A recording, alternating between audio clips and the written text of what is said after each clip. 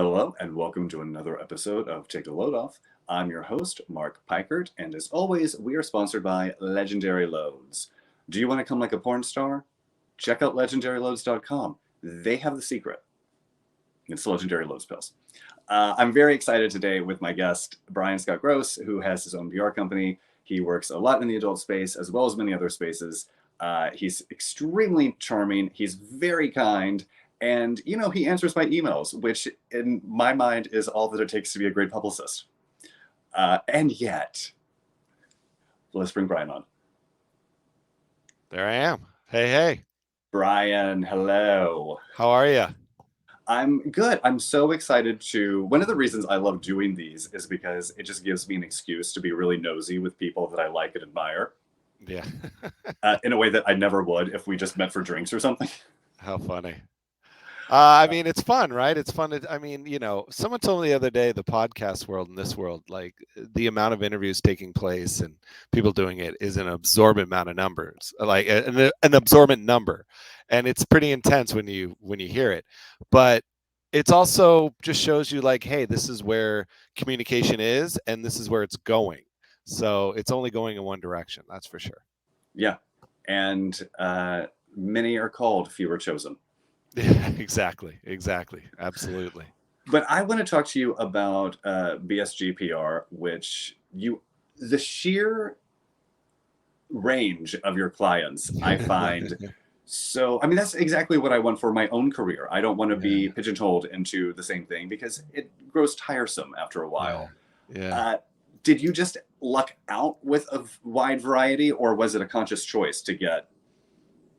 No, it was luck. It wasn't conscious when I started. I started with 3 clients who literally were 3 different people that came to me back in late 2000 and said, hey, I want you to be our publicist. And going independent wasn't even on my mind until I did the numbers. And I was like, these 3 people are going to pay me this much. I was making this much before. I will work this much of the time. There might be something here. And one was a penthouse pet. One was an adult actress who was going to be in a mainstream film. And one was a brand new adult production company. And it just sort of was like, okay, let's try this out. And 21 years later, it's, knock on wood, it's worked out pretty well. So it wasn't a conscious effort, but it's always been working with people I want to work with. The product or whatever it is, I will, I'm the conduit. I'll do what I can. If you pay me and believe in me and I believe in you and there's something there, we're going to try. So having worked in the music industry, then the adult industry, going on my own and just having people go, hey, can you help me with this? Can you help me with that?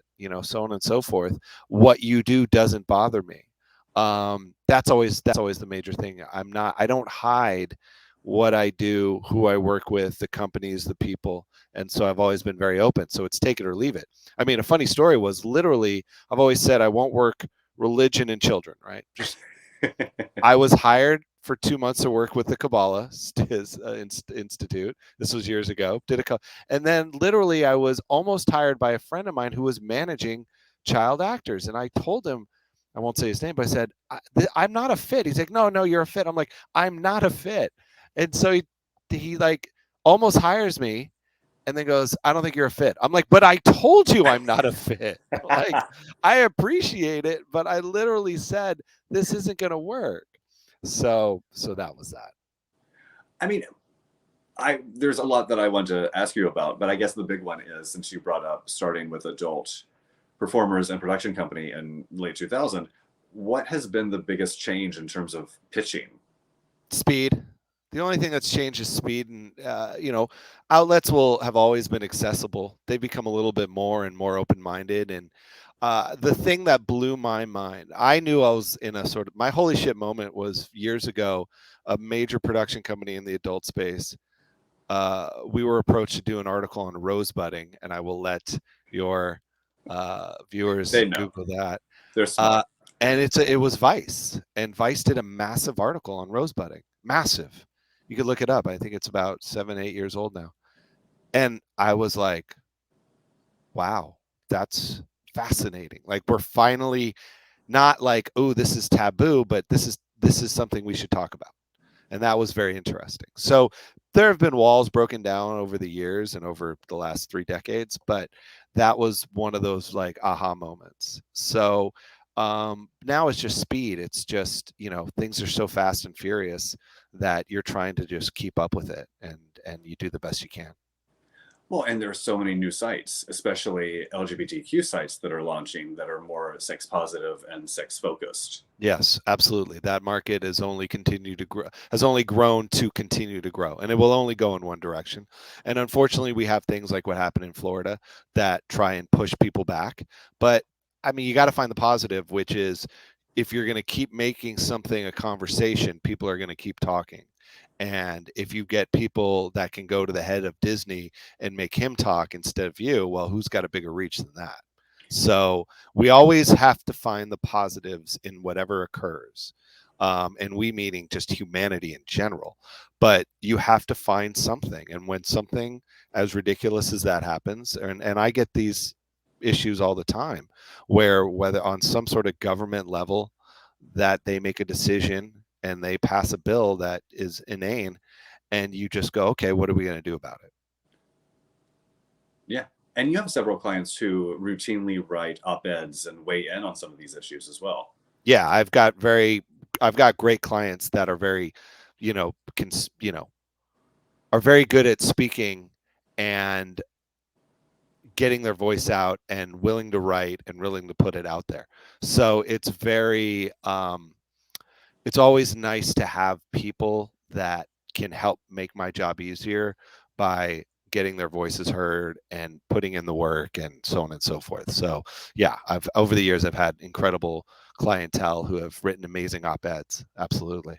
And you correct me if I'm wrong, but you had a few clients who were weighing in on the Nicholas Kristof New York Times Pornhub. Yeah, I mean, there's when it comes to New York Times, there's positives and negatives, and there's back and forth, and there's this and that. So, I'm probably my only response to that is there's constant back and forth conversations, which I think is the most important thing. Yeah, and I mean, I love that you have clients who are getting the point of view of the adult world into those conversations, because that is often sorely missing from more mainstream publications. Well, it's increasing. Like I was approached by a mainstream media company today to do some stuff in Austin during South by with a few clients, of which will be great because it's giving it a positive story to what these companies are trying to, the messaging and what they're promoting. So it's, like I said, over the years and decades now, we've knocked down walls and doors to make, and you've got younger generation, think about someone under 30 completely raised on Pornhub. I'm not. Yeah. I'm old school. So it's a different mindset. So their views on pornography, their views on sexuality, their views on communication, their views on social media are completely different. And so they're going to come with a different attitude. And so when someone calls and says, we'd like to do this kind of story, this is what we're thinking of, so on and so forth, it's great to hear.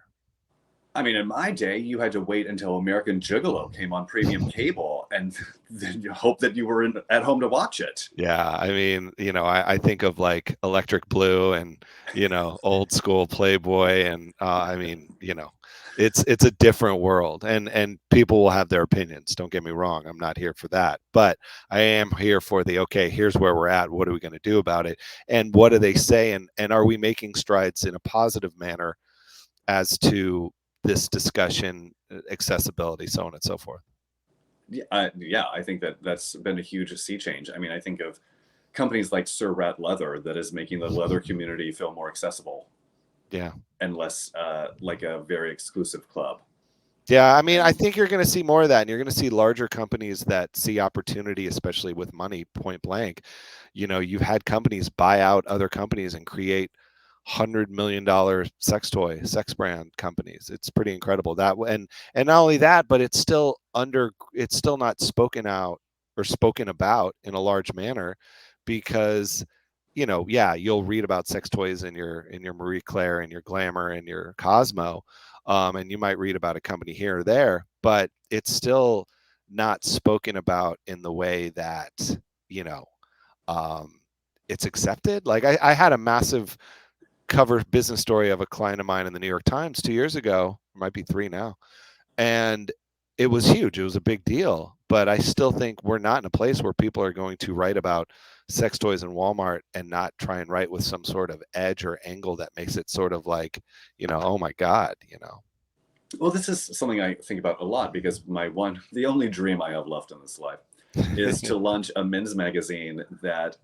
instead of Esquire and GQ bringing the baggage of its history and having articles that apologize almost for saying, like, going vegan can be great for you, or did you know, like, hear us out, yoga is really good for men too. If you had a men's magazine that just started from the point of view of everyone has sex toys.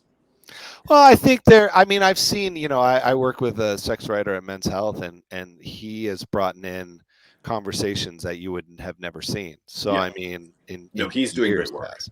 So, I mean, there are people pushing, Zachary, obviously his name, there are people pushing that envelope and putting themselves out there and taking a lot of risk. I think there's still risk in that. If you're a writer trying to push something that's not of the norm of said publication, and you're getting the people above you all in, you're the face of that. So he's doing an incredible job of that type of messaging. Yeah. But how nice to have a men's magazine that just didn't give a fuck about watches or barbecue. The gift guides get old. I notice as I flip through a gift guide more and more, I need the stuff less and less. Yeah. At a certain point, you're just like, I don't need these tchotchkes. I don't know how many Bluetooth speakers I truly need. I just don't. I really don't. I always remember, like, going back. Remember, you'd buy old CD players, and like the coolest CD player would come out, and you'd be like, "Boy, we'll talk about aging myself." But you'd be like, and then it just stopped, and now it's Bluetooth speakers. Like, do I need that Bluetooth? Oh, what about? No, I don't. I'm good. I am lured in with every new one where I'm like, oh, it would be nice to have it. I've got 2 Alexas. In the living room and the kitchen. I don't need a Bluetooth speaker. Yeah. I feel like I have just enough in the house, and anything more, a friend of mine has his whole house wired that way. And so he'll like turn the fountain, this and that. And I'm like, I don't need that. I'm good. No, it's fun. It's cute, but I'm good. I need her to do timers, to turn the lights on and off on a schedule, and to play music. And give me the news. If I want the news at that moment, I'm good. Yeah. What else do I need? That's literally all I need. She usually goes too long. She usually goes too long in the news. I'm like, that's enough news. We're good. Oh yeah, I don't need to ask for news, not opinion. I'm good. Thank you very much. So, I mean, 20 years running your own company. What has kept you doing it? Have you ever despaired and contemplated just returning back to like the music industry? Not that that's faring that well these days. Yeah, you couldn't pay me to go back into an industry that's completely different from when I left it. And it's all due respect to those within. Honestly, the drive has always been, I wake up and it's my name on the door. It's my company. No one else is here. I got to go do it. Drive has never been a problem. The challenge is like making sure I enjoy the little things. When an article comes out on a client, when something happens and it leads to something else and the client's excited, you still have to enjoy it from the first day you ever did it. If that goes away, then I got problems. If I don't enjoy the daily victories because there's daily struggles, then I've got a problem. But for the most part, it's something where the drive has never been in question. I love what I do, and every day is absolutely different. So the challenges that come in, come from all different avenues and ways. So I've never had issue with I've always appreciated 50% of the battle is getting up, is going. And so once you've done that, you can't turn around and go back. So every day you get in here, I get into my office. I've been in my office every day during the pandemic and pound it out, and see what happens. And I get great emails, I get horrible emails, and I get everything in between. So it's every day is a different adventure. What makes a BSG client? For something? Yeah, no, someone who's got, who's interested, who has something to say, something to sell, something to prove, something to get out there that needs attention. A great client is someone I work with. I think of Brian Sloan and I have worked together. I looked it up now, over 8 years. He was a creator of the Auto Blow, and he was just on Stern. and he and I work together because we work together. He's helping me, I'm helping him. It's a team effort. The worst client is, and I've had this going back to my music industry days when I was working with artists, is anyone who just thinks they hired me and I'm going to do everything and make them famous. That's the worst, because I can't. And if you're not going to put in the time and effort, what am I, I can't help you. I know there's so much over the last 12 hours where an interview with Kim Kardashian ran where she said, no one wants to work, everyone's lazy. You need to get off your butt and work. And there's some truths to that. So I'm not gonna, you can search Twitter and see the messaging and the back and forth about it. But they work. You can question anything you want. Any major celebrity I've ever worked with, Gene Simmons, Omarosa, and the list is long. They work. They work hard. They put effort in. Anyone that you look up to, anyone in music or film or television, they work and they work hard. And so I've always been a preacher of that. If people come in and it's, what have you done for me lately? My answer is, I'm doing as much for you as you're doing for me. Meaning I'm giving you what I can with what you're giving me. And if you're giving me nothing, then I'm giving you nothing, because I can't work with someone, whatever it is, who's not putting in as much. You don't have to put in more effort than I do, but you got to put in effort, and I think it separates. In the adult industry, you have a very, very, very small percentage of talent who put in the work that allows them to become successful.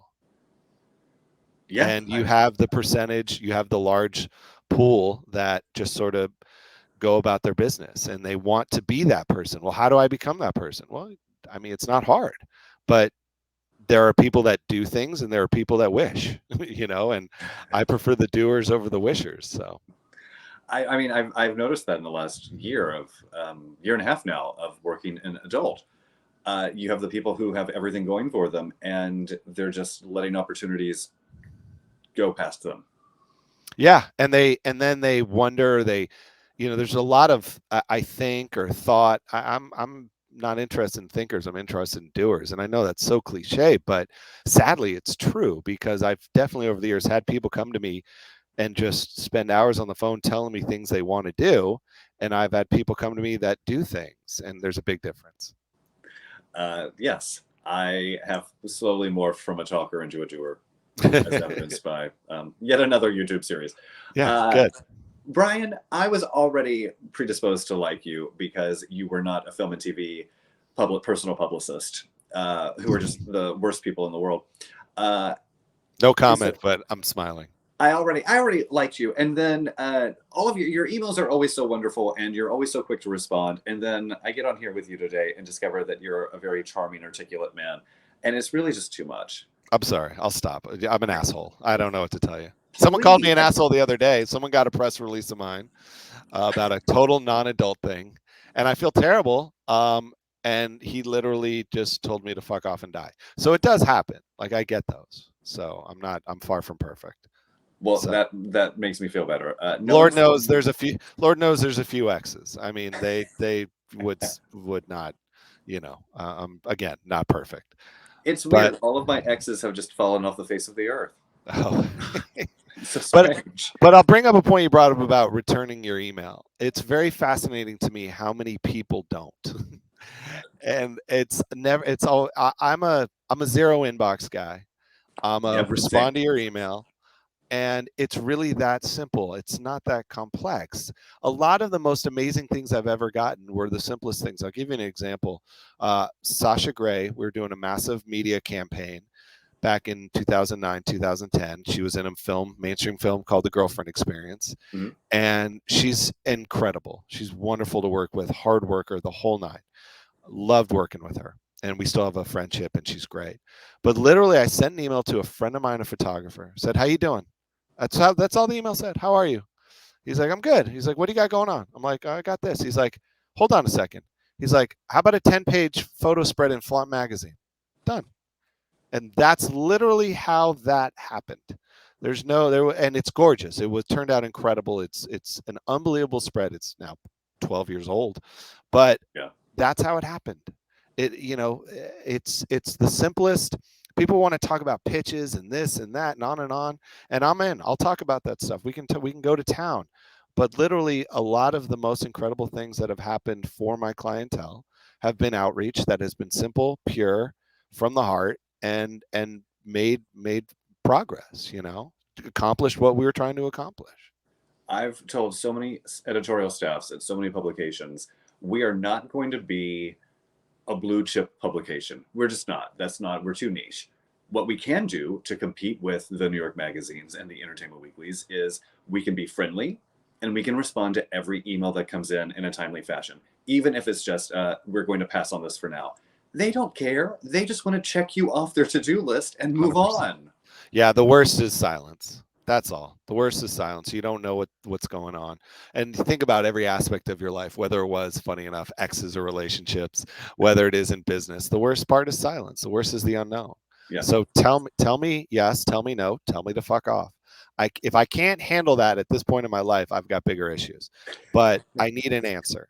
And I just need your honest answer. And we go from there. Now, granted, I have seen the inboxes of people on the editorial side. There are thousands and thousands of emails. I totally understand. And I would say 5% of my emails get responded to. You know what I mean? Like, that's just the number game. But if, you hope at some point that person does get back to you, or at some point I have something of interest to said publication, said writer, said editor, so on. So, I understand, because someone will watch this and be like, you don't understand, you don't get 2,000 emails a day. I get a lot of emails, and I use programs to filter those emails. And I've given that information to people to help them with their inbox and everything. So, I mean, I understand completely, and I know that. But there is an aspect of being cordial, just being nice, at the end of the day. Yes, that's all.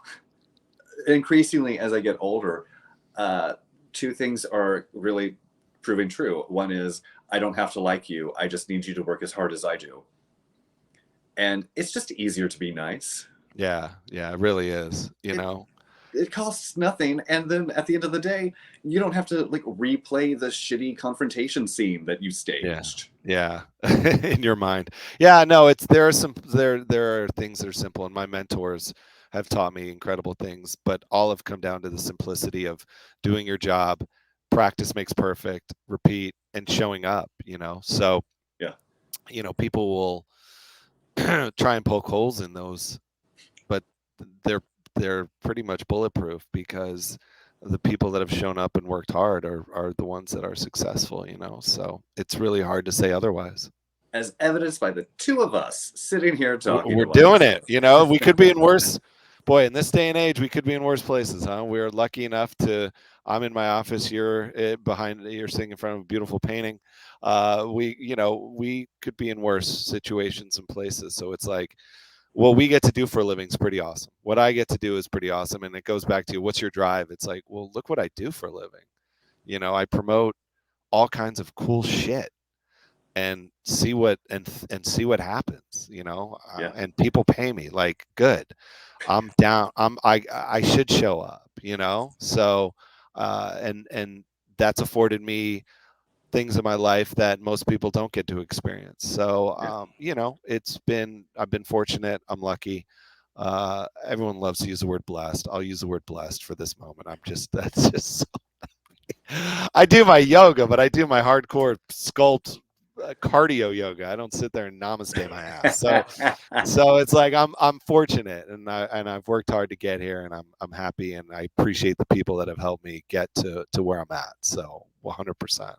Well, I'm so happy that you were able to join me today. Thanks, Brian, for being on, and thank all of you for tuning in. And tune in next week for a new episode of Take a Load Off.